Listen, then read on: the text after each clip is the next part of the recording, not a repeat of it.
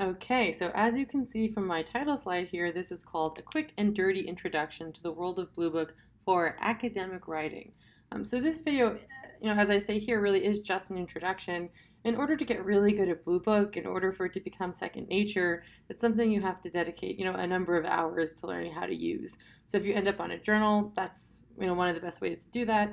If you work for a professor editing their work, that's another way to do that.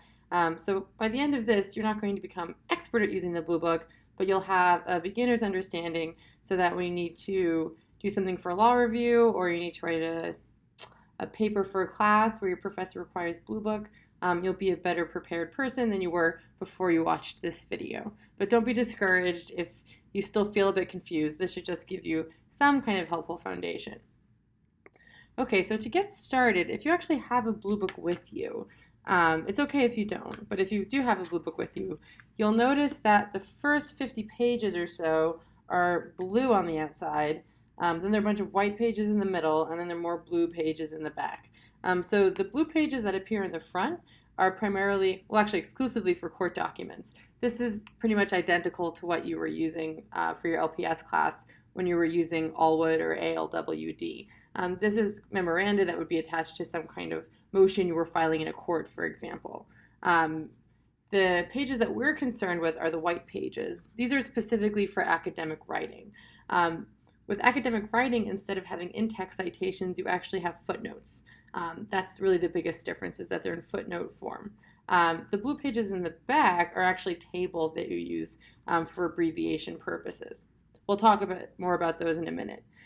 So the other difference between academic writing and court document concerns typefaces. So if you look here, academic writing only uses Roman, which is ordinary type, like what you see here, italics, and large and small caps, which is probably new to you.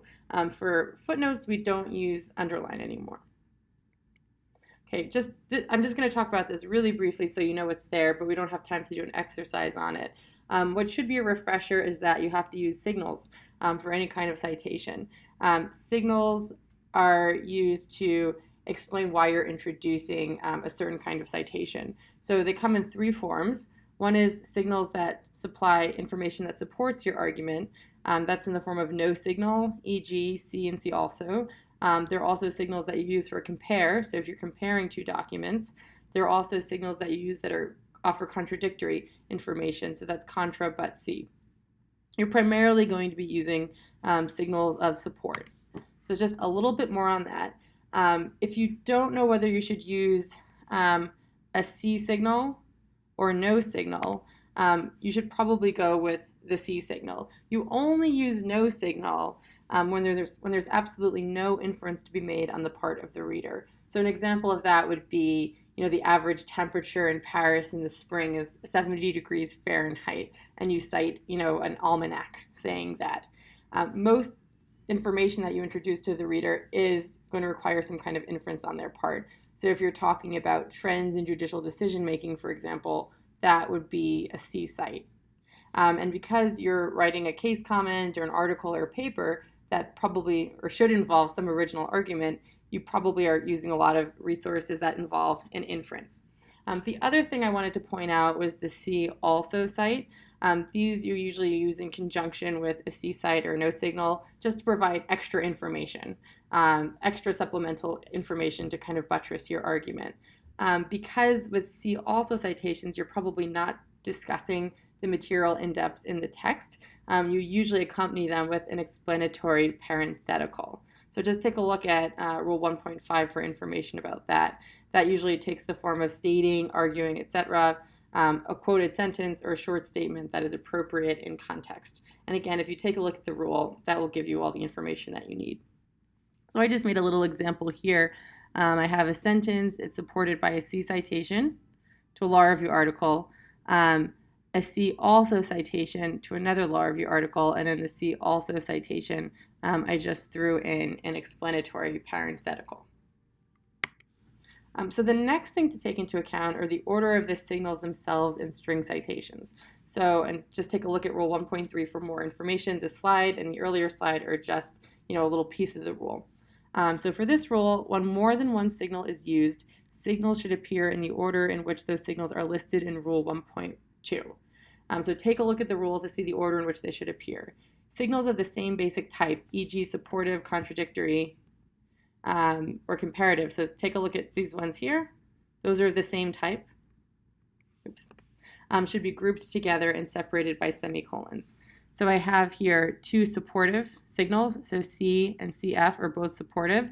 So they're in the same citation sentence, just separated by a semicolon. But C is a different kind of signal because it's contradictory. So I do a period and a space to introduce a new citation sentence. Okay. Again, this is a very brief introduction. Take a look at the Bluebook and just make sure that you read those rules when you're constructing your string citations. The next thing I'm just going to mention, but you have to look at the rule, is the order of authorities, Rule 1.4. So authorities within a signal must be separated by semicolons, and just like how you order signals, you have to order authorities in a specific order according to Rule 1.4. So there is a kind of logic here. It goes from constitutions, statutes, treatises, cases, and so on. Excuse me, treaties, and so on.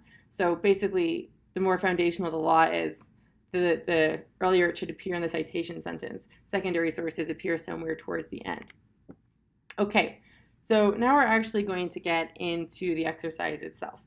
So you should have a document that you've downloaded, a Word document that has these exercises. So I strongly encourage you to pause when I say pause and actually work on doing the exercise yourself and then come back and reviewing it.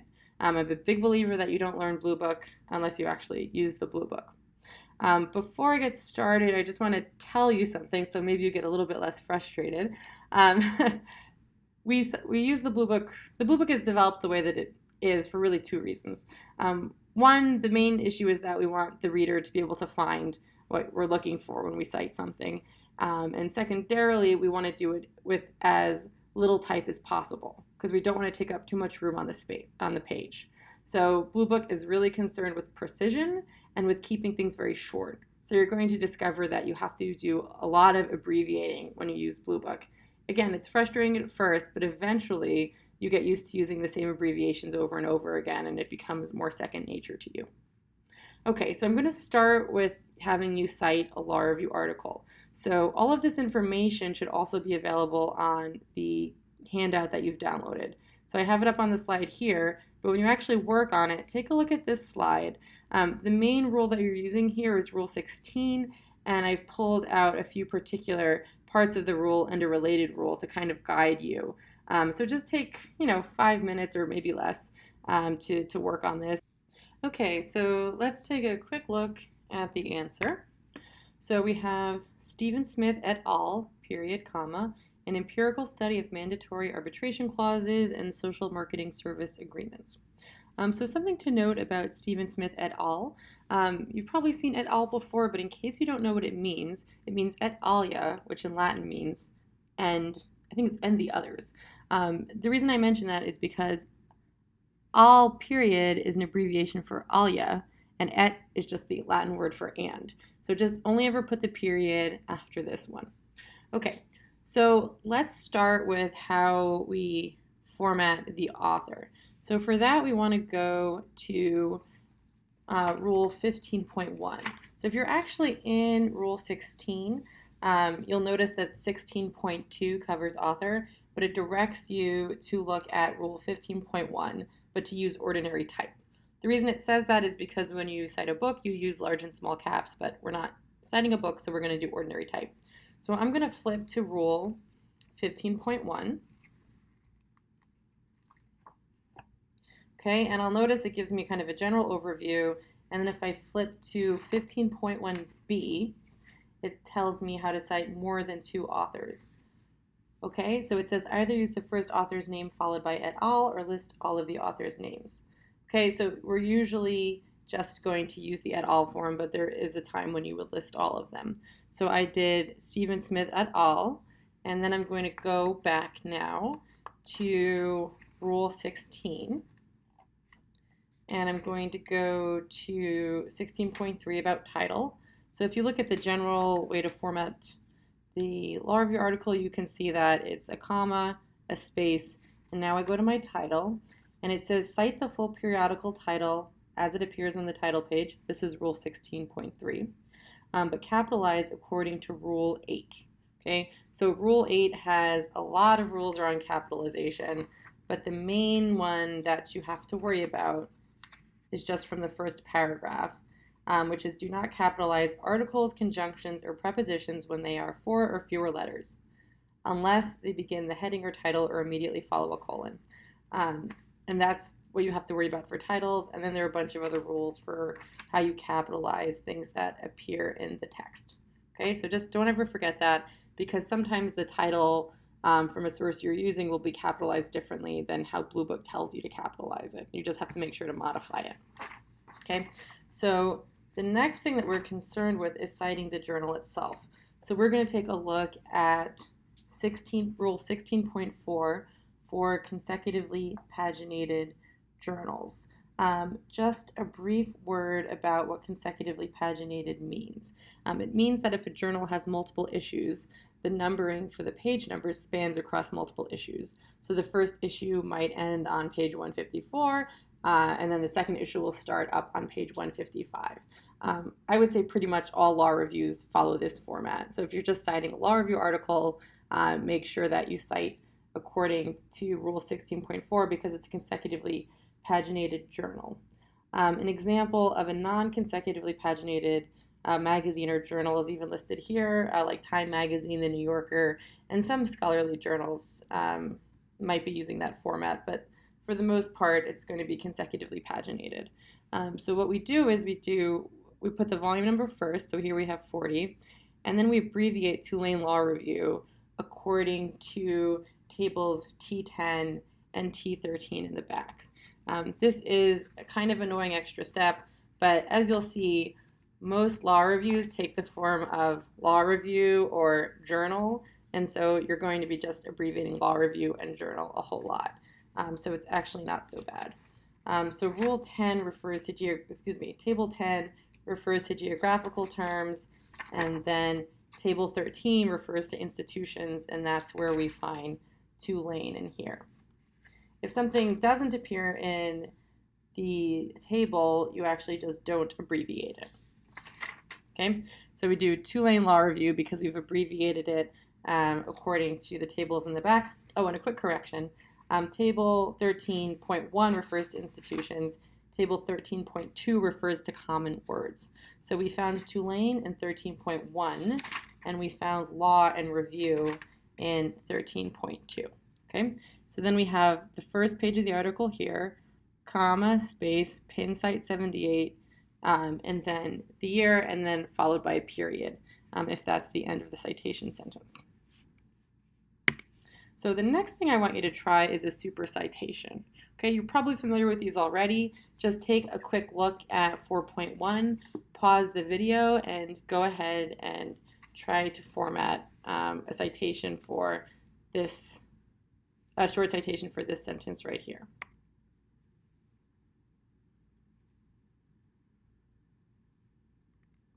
Okay, so this is the answer that I came up with using Rule 4.1. I'm just going to flip to that in my book. Excuse me, using Rule 4.2. 4.1 is it. Okay, so supra is used as a short citation to a kind of source that you've referred to earlier. The general form it takes is author name, comma. I actually made a mistake here. This is my bad. I'm going to correct it right now. Instead of Smith, it should be Smith et al. So that was a mistake I made. So instead of Smith, it should be Smith et al., comma, space, super italicized, note 12, referring to the footnote, comma, space, at 82. So just take a look at the rule and look at the examples there. If this had been a book, this would be in large and small caps because that's how it would have appeared in the original citation.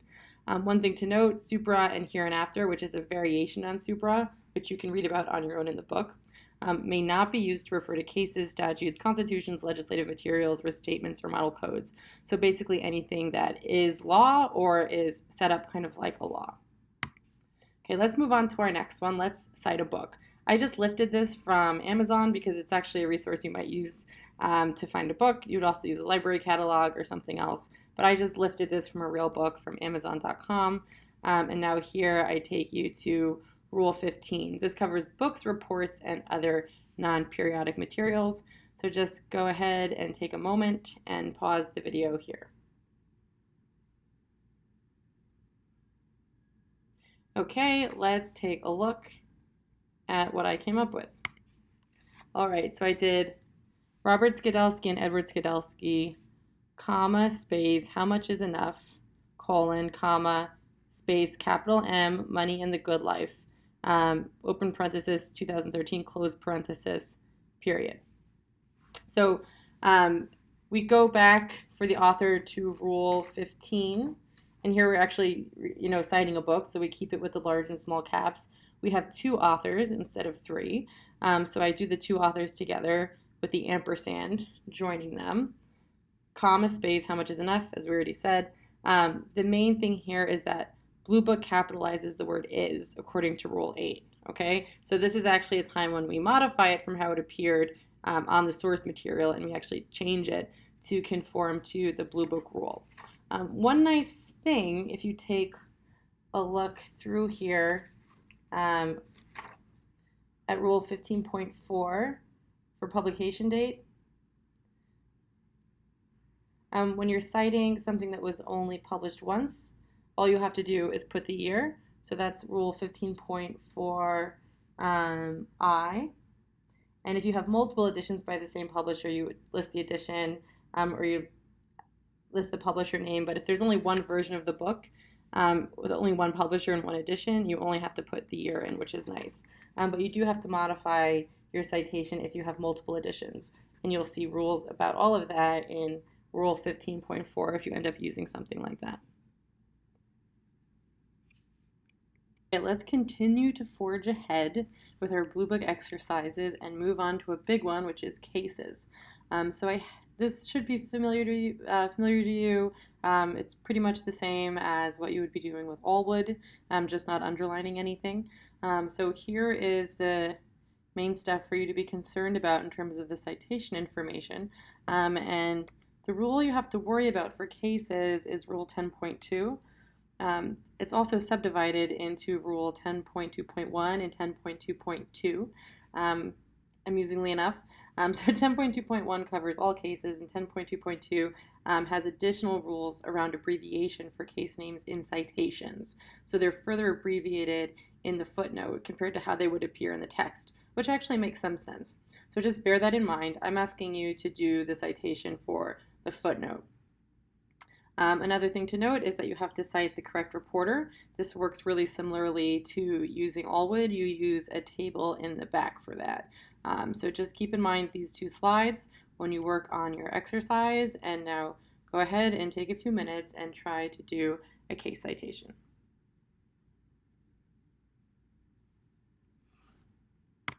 Okay, so here is the answer as I have constructed it. It's New York Abbreviated Times Company versus Sullivan, volume 376, US 254, pages 279 to 280, and it came out in 1964. So let's take a look at, so this should be, again, familiar. It looks very similar to Allwood. So come with me to Rule 10.2.1. And 10.2.1, so general rules for case names. So 10.2.1a covers actions and parties cited. So if you had multiple parties, you would omit any of that. Omit any parties other than those listed on each side. It also tells us to omit the word the. So Rule 10.2.1d tells us to omit the word the. So instead of the New York Times, you would just do New York Times. It also tells us that we have to abbreviate words like company. So 10.2.1c tells us what we have to abbreviate specifically. Okay, so it says abbreviate these 8 words and Association Brothers Company Corporation Inc. Limited and number. Okay, so again, we abbreviate to CO for company because of 10.2.1c. So keep that in mind. Because this is a footnote that we're citing, we're creating a citation for a footnote rather than an in-text citation, we have to abbreviate one step further. So we turn to Rule 10.2.1. That tells us to further abbreviate any word that appears in Table 6 and any word that appears in Table 10, which concerns geographical units, which the New York Times is. So you would take a look at Table T10 to see how to abbreviate New York, and you would abbreviate that to N period Y period. If you were going to cite this in the text, so if you were going to say in the Supreme Court's decision in New York Times Company versus Sullivan, you would cite this in the same way, except you wouldn't abbreviate New York, you would just spell it out. Something else that I want to note is that there's a special rule about how to cite spans of pages. So notice I wrote 279 to 80 rather than 279 to 280. In general, you would retain only the last two digits when you do a page number span. So just make sure that you check out Rule 3.2. I see students make this mistake a lot. You don't want to be one of them. Okay, now go ahead and try a short citation. So how would you cite this case as a short citation? Something you've been doing so far with Allwood, so it should come relatively naturally to you. The governing rule is Rule 10.9 on creating a short form for cases, because remember that you cannot use supra when you are doing a short form for a case. So just take a minute, review 10.9, and then come back.